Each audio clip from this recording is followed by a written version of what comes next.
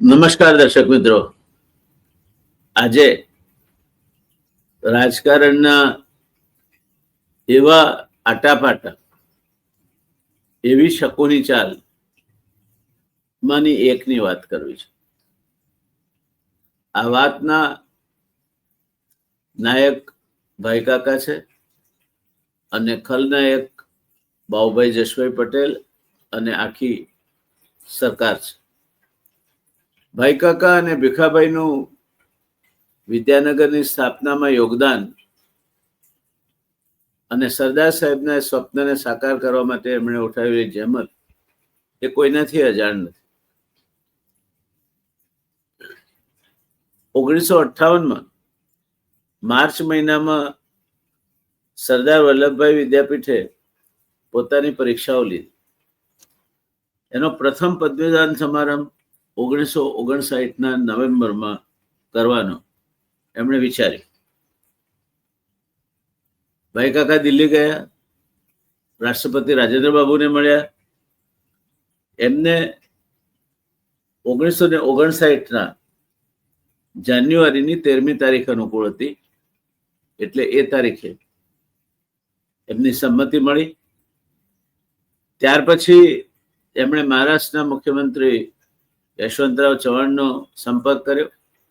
એમણે કહ્યું કે રાષ્ટ્રપતિજી આવતા હશે તો હું ચોક્કસ આવીશ. એમની સંમતિ મળી. મહારાષ્ટ્રના એટલે દ્વિભાષી મુંબઈ રાજ્યના તે વખતના ગવર્નર શ્રી પ્રકાશ હતા.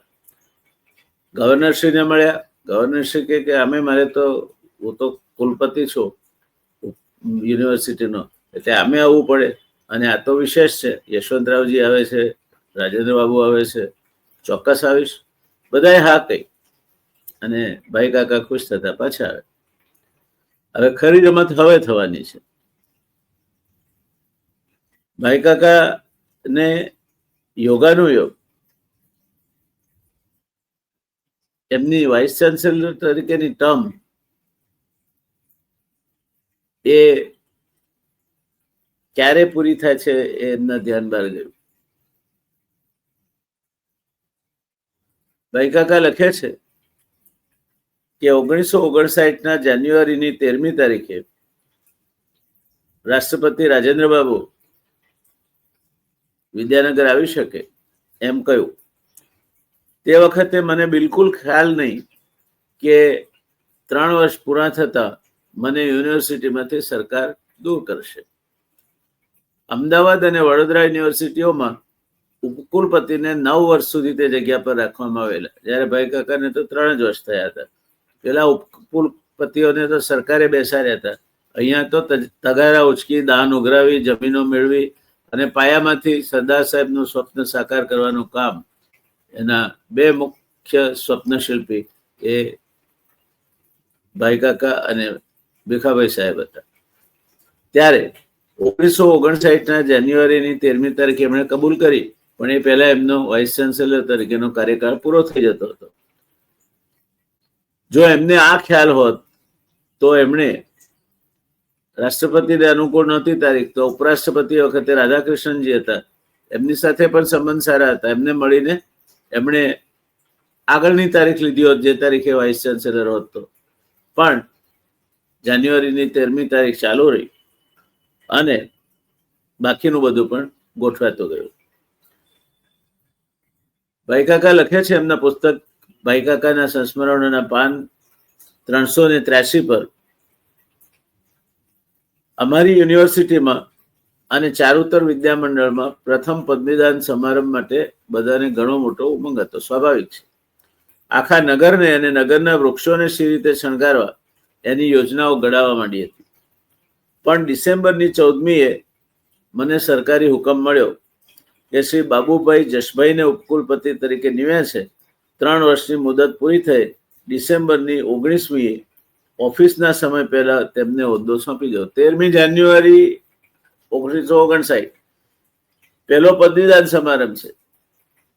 ભાઈ કાકા એટલે સરદાર સાહેબના આ સ્વપ્નને સાકાર કરનાર 2 સ્વપ્નશિલ્પીઓમાંના એક. 3 વર્ષ ઉપકુલપતિ હતા જે. એમને ખબર હોત કે સરકાર આવી અંચાઈ કરવાની છે તો એમણે તારીખ એમની નિવૃત્તિ પહેલાની તારીખ લીધી હોત, પણ એ વધારે પડતા વિશ્વાસમાં રહ્યા કે વડોદરા યુનિવર્સિટીના વાઇસ ચાન્સેલર 9 વર્ષ રહ્યા છે, ગુજરાત યુનિવર્સિટીના વાઇસ ચાન્સેલર 9 વર્ષ રહ્યા છે, તો મને બીજી ટર્મ તો આપશે જ. જો પહેલો બોધ અહીં લેવાનો છે, રાજકારણમાં જો કોઈ એક ચોક્કસ વસ્તુ હોય તો એની અનિશ્ચિતતાઓ છે. Politics is a great game of uncertainties. ક્યારે શું બને? સવારે રામનો રાજ્યાભિષેક થવાનો હોય અને રાત્રે બધું જ પલટાઈ જાય. કઈ રામ માટે વનવાસ માગી લે, ભરત માટે ગાદી માગી લે અને પિતાના વચનને માન આપીને બીજા દિવસે રાજા બનવાના બદલે વનવાસી બનીને ચાલી નીકળવું પડે. ભાઈ કાકાનું પણ કંઈક આવું જ થયું. એટલે સરકારે ઓર્ડર ઇસ્યુ કરી દીધો કે 19મી ઓક્ટોબર 1958 ના દિવસે એમણે પોતાનો ચાર્જ ઓફિસ ટાઈમ પછી બાબુભાઈ જશભાઈને સોંપી દેવો. કેમ બાબુભાઈ જશભાઈ? તો બાબુભાઈ જશભાઈ નાયબ મંત્રી હતા મુંબઈ રાજ્યમાં, અને ત્યાર પછી જે માગુજરાતની ચળવળના જુવાળમાં ચૂંટણી લડાઈ એમાં એ હારી ગયા. એટલે એક હારેલા માણસને ઠેકાણે પાડવા માટે એક કર્મઠ વ્યક્તિ, એક સ્વપ્નદ્રષ્ટા, જેને પાયામાંથી આખો એક સંકુલ ઊભું કર્યું, પાયામાંથી વલ્લભ વિદ્યાનગરને ઊભું કર્યું, આ બધી કેળવણી સંસ્થાઓ ઊભી કરી, એના માટે દાન માટે હાથ લંબાવ્યો, સરદાર સાહેબની મદદ લીધી, કેટલીય પ્રકારની કષ્ટી વેઠી, અને જ્યારે બરાબર ફળ પાક્યું ત્યારે એને ખાવા માટે બાબુભાઈ જશભાઈ હાજર હતા. દોસ્તો, રાજકારણ આને કહે છે. અને એટલે રાજકારણની અનિશ્ચિતતાઓ વિશે પહેલા વિચારવું. નિશ્ચિતતા તો થાય તો ભલી કરી. એટલે ભાઈ કાકા લખે છે કે 19મી સાંજે એમનો વિદાય સમારંભ છે, 19મી ઓક્ટોબરે. બાબુભાઈની ઉતાવળ કેટલી છે જુઓ. બધાને મળીને એમની મેં વિદાય લીધી. 21 અને 22મી અમદાવાદમાં એક કોલેજમાં મને પોસ્ટ ગ્રેજ્યુએટ વિદ્યાર્થીઓ આગળ મારા ભાષણો ગોઠવાયેલા હતા. મેં તેમને લખી જણાવ્યું કે હવે હું ઉપકુલપતિ નથી, એટલે મારા ભાષણો રદ કરો. પણ જવાબ આવેલો કે અમે ભાઈલાલભાઈ પટેલને આમંત્રણ આપેલું છે, અમને આપના વિચારો જાણવા છે. અનુસ્નાતક વિભાગના વિદ્યાર્થીઓ આગળ તો હિન્દની આર્થિક પરિસ્થિતિ ઉપર મારે બોલવાનું હતું. એ સભાના પ્રમુખ તરીકે શ્રી મગનભાઈ દેસાઈ હતા અને પ્રોફેસર શિનોય પણ ખાસ આવેલા, જેથી મારું પ્રવચન મેં અંગ્રેજીમાં કર્યું. ઘણી વખત મારે અને પ્રોફેસર શિનોયને જ્યારે મળવાનું થાય ત્યારે જ પ્રોફેસર શિનોય અને મારા વિચારો અર્થ કારણ બાબતમાં કેટલા મળતા હતા એનો ખ્યાલ આવ્યો. તો દોસ્તો, વિદ્યાનગરમાં આ ઉથલ પાથલ થઈ દરમિયાન ભાઈ કાકા તો વિદ્યાનગર બહાર પ્રવાસમાં છે. વિદ્યાનગર પાછા આવ્યા એ પહેલા વિદ્યાનગરમાં બહુ દિલગીરી થાય એવા બનાવો બન્યા હતા, જેનું આવ્યા પછી મને વિગતવાર વર્ણન મળ્યું. 13મી પદવીદાન સમારંભ યોજાવાનો હતો. 13મી જાન્યુઆરી 1959 પહેલો પદવીદાન સમારંભ સરદાર પટેલ યુનિવર્સિટીનો યોજાવાનો હતો. શ્રી રાજેન્દ્ર પ્રસાદજીને ભાઈ કાકાએ જાણ કરી કે હવે તેઓ વાઇસ ચાન્સેલર નહીં હોય, એટલે પદવીદાન સમારંભ વખતે હાજર નહીં રહી શકે. એટલે રાજેન્દ્ર પ્રસાદજીએ પોતાનો કાર્યક્રમ કેન્સલ કર્યો. રાજેન્દ્ર પ્રસાદજીએ કાર્યક્રમ કેન્સલ કર્યો એટલે યશવંતરાવ ચૌહાણે પણ પોતાનો કાર્યક્રમ રદ કર્યો. અને શ્રી પ્રકાશ તો આ યુનિવર્સિટીના કુલપતિ હતા, ચાન્સેલર હતા, એટલે એમને આવવું જ પડે, એટલે એ એકલા આવ્યા. અને વિદ્યાર્થીઓમાં એટલી તીવ્ર રોષની લાગણી હતી કે જો આ સ્થાપકને આ રીતે તમે અન્યાય કરતા હો તો કઈ રીતે ચાલે. અને એની અભિવ્યક્તિ થઈ, એમણે પથ્થરમારો કર્યો. એક મંગળ પ્રસંગ જેની ગરિમા જળવાવી જોઈતી હતી એ ન જળવાઈ. ભાઈ કાકાનો એમાં કોઈ વાંક નહોતો. પણ જ્યારે તમે લોકપ્રિયતા હાંસલ કરો છો ત્યારે એ સમજી લેવાનું કે ક્યાંક ને ક્યાંક એ લોકપ્રિયતાની સામે તમારે માટે કડવાશ પણ ઊભી થતી હોય છે. તમારું તેજ કોઈને ન ખમાય તેવું પણ બનતું હોય છે. રાજકારણના આટાપાટામાં એક હારી ગયેલા નાયબ મંત્રીને ઠેકાણે પાડવા માટે તમારો ભોગ લેવાય તો તમારે નવાઈ પામવા જેવું હોતું નથી. આ પદાર્થ પાઠ આપણે ભાઈ કાકાના દાખલામાંથી લેવાનો છે. તમે ને હું આપણે જરા તટસ્થતાપૂર્વક વિચારીએ તો આપણે એવા તો કોઈ અન્યાયનો સામનો નથી કરતા કે જે બધું આપણે ઊભું કર્યું અને કોઈ એનો જશ લઈ જતો હોય. દોસ્તો, એવું બને, મારા કિસ્સામાં બનેલું. ગુજરાતમાં કેશુભાઈ પટેલની વિદાય થઈ બીજી ટર્મની, અને શ્રીમાન નરેન્દ્રભાઈ મોદી મુખ્યમંત્રી તરીકે આવ્યા. નર્મદાના પાણી સાબરમતીમાં નાખીને રિવરફ્રન્ટ ભરવાનો પ્રયોગ આદર્યો. એના વધામણા કરવા માટે હોડીમાં એ નીકળ્યા. સાથે બાપ સંસ્થાના સંતો પણ હતા. બાપ સંસ્થા મને હંમેશા રહસ્યમય લાગી છે. પૂજ્ય પરમ વંદનીય પ્રમુખ સ્વામીના મારા પર આશીર્વાદ હંમેશા રહે છે. પણ આમ છતાંય બાપ્સ એ માત્ર ધાર્મિક સંસ્થા નથી, એનાથી ઘણું વિશેષ છે એવું હું માનું છું. અને એટલે એમને સત્તાના કેન્દ્રો સાથે નજદીક રહેવાની એક અનોખી અને બેજોડ ફાવટ છે. તો એ દિવસે નર્મદાના જળના વધામણા થયા.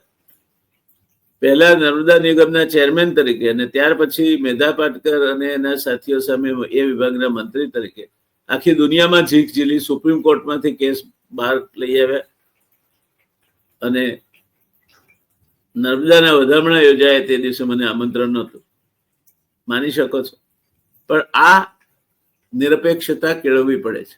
મને એનો આજે વસવસો નથી, તે વખતે પણ વસવસો નથી. હું હંમેશા રવિશંકર મહારાજના એ શબ્દોમાં વિશ્વાસ ધરાવું છું કે મરદ માણસના વખાણ મસાણે થાય. માણસ કેવો હતો કે કેવો નહીં એ કહેવું એના ગયા પછી જ ઉચિત રહે. તો જે વસ્તુ આપણે જોવાની નથી એનો અભરખો શેના માટે કરવો? પણ તમે જો રાજકારણમાં જવા માંગતા હો, તમે જો જાહેર જીવનમાં જવા માંગતા હો, તમે કોઈ ક્ષેત્રનું નેતૃત્વ કરવા માંગતા હો, તો એ વાતનો ખ્યાલ રાખજો. તમે કદાચ નિષ્ફળ જશો તો તમારી સામે કોઈ પડકારો નહીં આવે. પણ તમે જો સફળ થયા તો તમારા સામે ચોક્કસ પડકારો ઊભા થશે. કારણ કે સફળતાના સીડી પર ચડીને તમારાથી પણ આગળની ટોચ પર જવા માટે કેટલાય લોકો મથતા હશે. ભાઈ કાકાના કેસમાં એવું જ થયું. બાબુભાઈ જશભાઈ પટેલને આપણે સિદ્ધાંતનિષ્ઠ તરીકે ઓળખીએ છીએ, પણ બાબુભાઈ જશભાઈ પટેલ મારી નજરમાં 2 વખત ઉડા ઉતર્યા. એક વખત એમણે જે ભાઈ કાકા પાસેથી વિદ્યાનગરના ઉપકુલપતિ પદ સંભાળી લેવાની જે ઉતાવળ કરી, એ કહી શક્યા હોત કે મને અનુકૂળ નથી, મહિના પછી પદવીદાન સમારંભ તમે પતાવી દો, ત્યાર પછી હું ચાર્જ લઈશ. તો એમની ગરિમામાં 4 ચાંદ લાગ્યા હોત. એ જ રીતે ચિમનભાઈ પટેલ બીજી વખતે જ્યારે મુખ્યમંત્રી બન્યા ત્યારે મને નર્મદા માટે અતિ પ્રેમ છે અને નર્મદાના હિત માટે મને તમે ગમે તે કરશો કહેશો તો હું કરીશ એમ કહીને પ્રધાનમંડળમાં એક વખતે પોતે મુખ્યમંત્રી હતા છતાં પણ પ્રધાનમંડળમાં ગોઠવાઈ ગયા. ગુજરાતના આખા ઇતિહાસમાં મુખ્યમંત્રી પ્રધાન બન્યા હોય, કેબિનેટ મંત્રી બન્યા હોય, એવા 2 જ કિસ્સા છે. એક કિસ્સો બાબુભાઈ જશભાઈના નામે નોંધાયેલો છે અને બીજો કિસ્સો સુરેશચંદ્ર મહેતાના નામે નોંધાયેલો છે. આમ રાજનીતિમાં સ્થિતિસ્થાપકતા ધાર્યા કરતા વધારે જેમની હોય છે લાંબુ ટકતા હોય છે, અને સ્થિતિસ્થાપકતા નથી હોતી એ લોકો ઘણી મુશ્કેલીઓ સહન કરતા હોય છે અને ઘણા વહેલા એમને વિદાય પણ થવું પડે છે. એટલે આ વાત હંમેશા ખ્યાલમાં રાખવી. રાજકારણમાં જાઓ, લાંબા ગાળાના ખેલાડી તરીકે તમારું આયોજન કરો. દરેક સમયે તક તમને સાથ નહીં જ આપે. તક ઉપર આધારિત આખી વ્યવસ્થા છે. દર વખતે કોઈ હાથ પકડનાર મળી જાય એવું બનતું નથી.